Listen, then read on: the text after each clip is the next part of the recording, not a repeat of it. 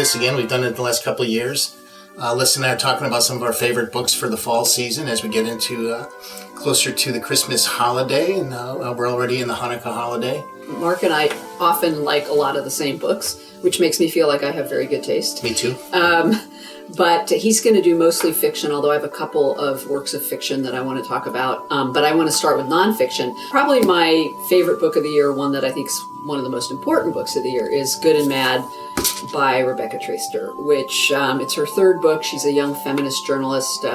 She's probably one of the most influential and authoritative voices on women and women in politics and the history of the women's movements. And this one is about the transformational role of women's anger in American politics, going back from the beginning 200 years ago through the current wave of women getting elected and women protesting and women starting social movements of their own. So it's an awesome book. It also really deals with the question of fractions and factions between women of color and white women feminists, and it's a great book.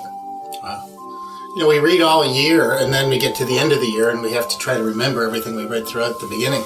I love The Winter Soldier, and it's new for this season. It came out in the fall. The Winter Soldier, Daniel Mason's book. It's about a doctor in Austria during the First World War. He's actually not a doctor. He's a medical student.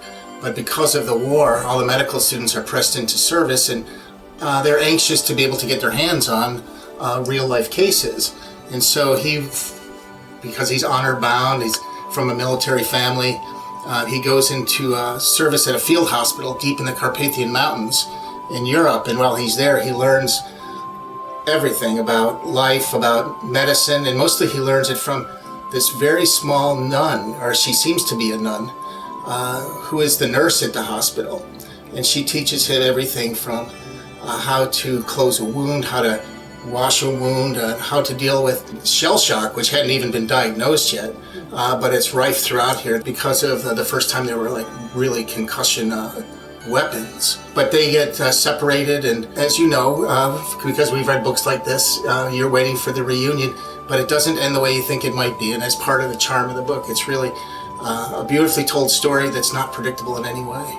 Wow, that sounds great. I can't wait to read that. I'm sorry I haven't read it yet. So my next one, I promise this will be the last really political book, but since it is a political year and a political season, I couldn't resist recommending For Colored Girls Who Have Considered Politics. And this is by 4 African-American women who many people have not heard of, with the possible exception of Donna Brazile.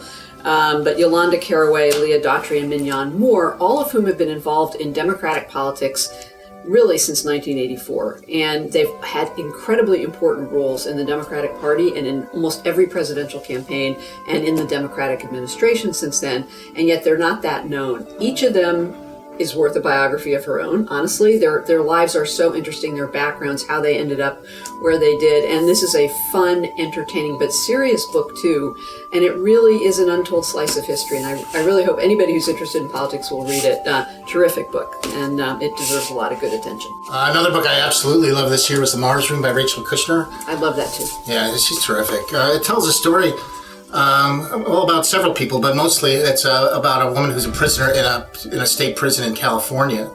It goes into other aspects of life, as in prison literacy, and it goes into a really cool subplot about a teacher at the prison itself.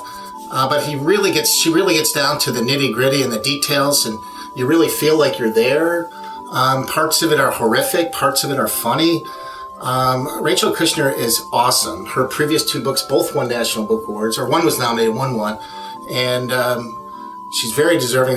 I think this book is, I think it's her best one. I think she's gotten better with each subsequent book. Yeah, can I just add one thing that I loved about this book too, and everything Mark said is absolutely right about it, the character development, the dialogue, the kind of texture of the story and the narrative. It's also just a really important lens into how the system is stacked against women. You know, women who have hard lives that land them in prison for reasons that are often obscure and unfair, and then what happens to them once they're in prison. And so I think she's also opening up a world that most of us never have a window into. And how it affects their whole family. How it affects their whole family, exactly. Okay, this is another one of my really favorite books of the year. It's called There Will Be No Miracles Here by a young man named Casey Gerald.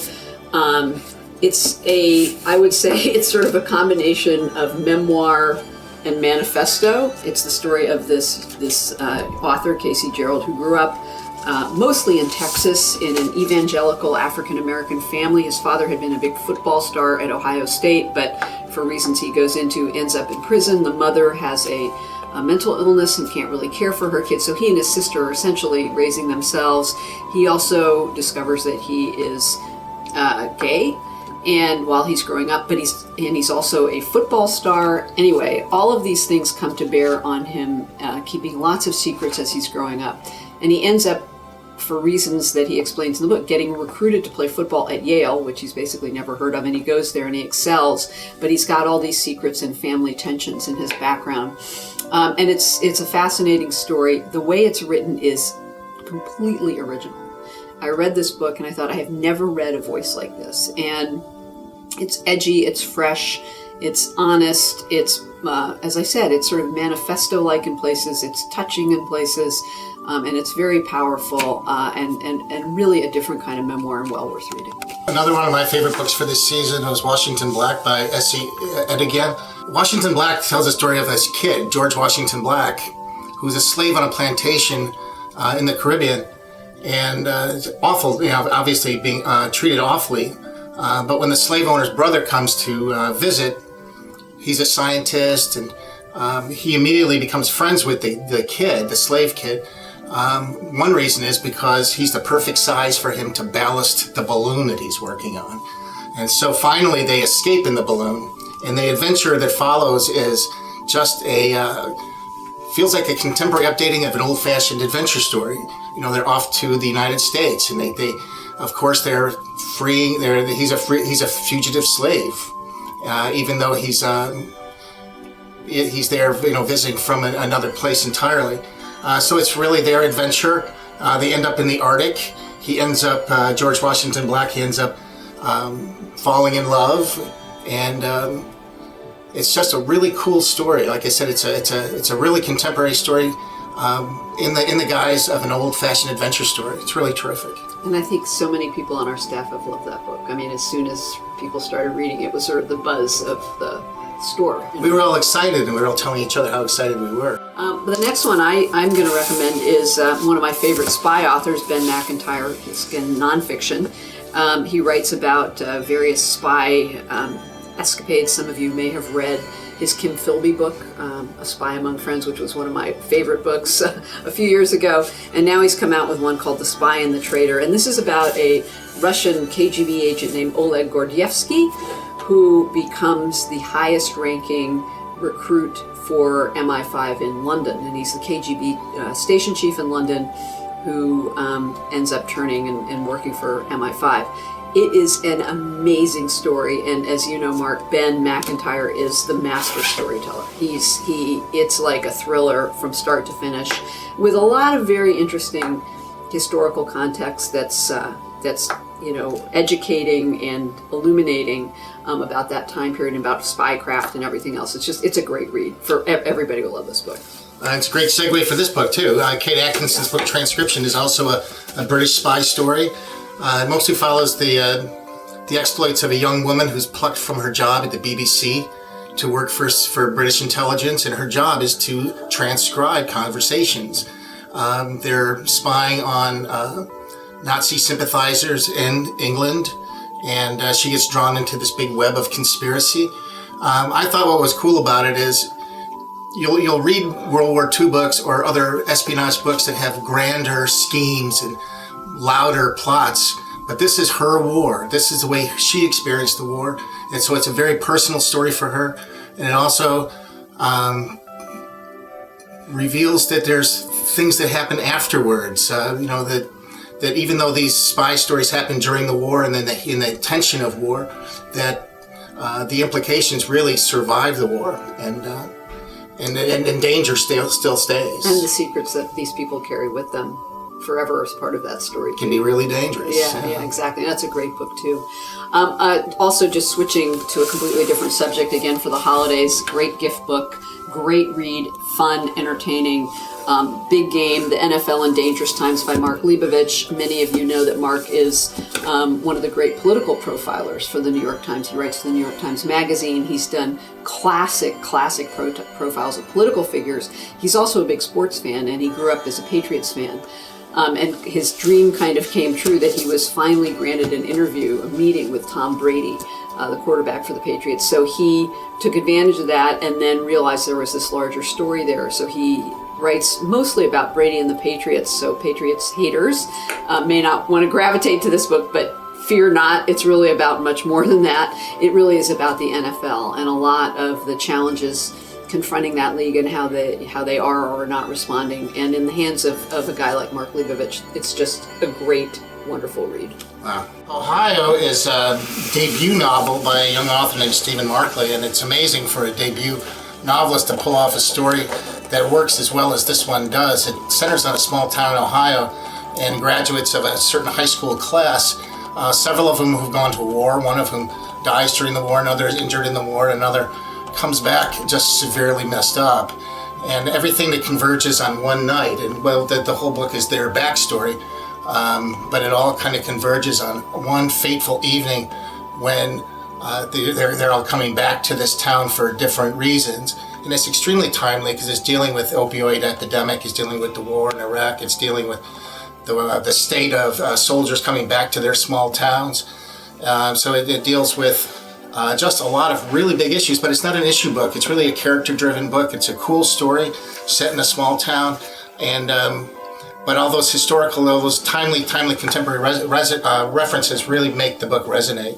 Yeah, I can't wait to read that too. I know how many people have loved it also. And here's a book that's a little small book for people who want to read something quickly. It's called His Favorites by Kate Walbert. We were really looking forward to this book. It's one of the first novels I can think of that really deals directly with Me Too types of situations.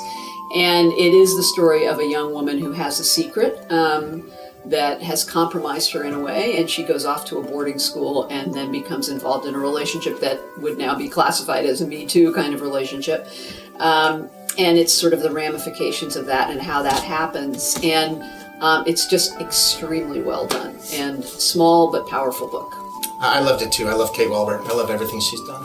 Yeah, she's fantastic. Finally, I don't know if I should be talking about this because I'm in the middle of it right now. I haven't finished it yet, but Hampton Sides On Desperate Ground, the Marines and the Reservoir and the Korean War's Greatest Battle. Hampton Side just really makes this come alive. I'm just enjoying it so much. The Korean War is one of the least reported on and the least written about of all the wars that America's been in. But these guys fought really bravely, and they had to overcome a lot of bureaucratic stupidness to really do it, mostly in the name of Douglas MacArthur. Mm-hmm. But it really does bring these principal characters to life in a really vivid way, and it's really some great heroism. You know, Hampton Sides does these such immersive kinds of books, and he does them fairly quickly. Mm-hmm. Like, I feel like every few years he's got some book that he's fully immersed in a subject that he hadn't covered before that's, with a lot of detail and texture and wonderful storytelling. So I have two more. Somehow I got one more than Mark. I don't know how that happened. But I think this is another just book I absolutely love. Madeline Miller is a wonderful classicist. But she is a novelist, and she writes like a great novelist. And this is the story of Cersei, born into a powerful god family. And she is banished because she is contrarian and independent-minded, and the god powers don't like that. And she gets exiled and banned on an island. But she also has the powers of witchcraft, which she uses to her advantage on her exiled island. And all along the way, she has flings with Daedalus and a few other notable mythology figures. But I love it. It's beautifully, beautifully, beautifully written. It is very entertaining but deep. And to me, is really almost like a feminist novel about women who are independent and strong-willed and strong-minded, and how they sort of own and take control of their own lives and destiny. So it's a great book, Cersei by Madeline Miller. And then the last one I wanted to mention is a really interesting book called A Place for Us by Fatima Farheen Mirza. This was, Sarah Jessica Parker started her own imprint, and this is her first book.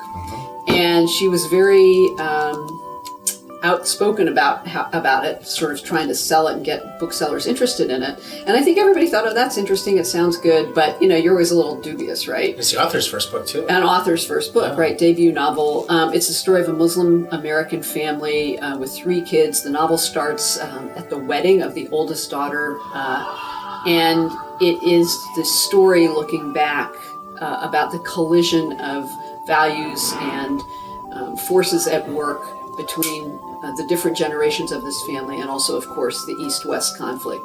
And it's a very layered, very rich book. The more you get into it, the more you are completely sucked in. So I highly recommend this. Wow. Great. So remember, books are a really classy Christmas present. And any holiday present. People love books.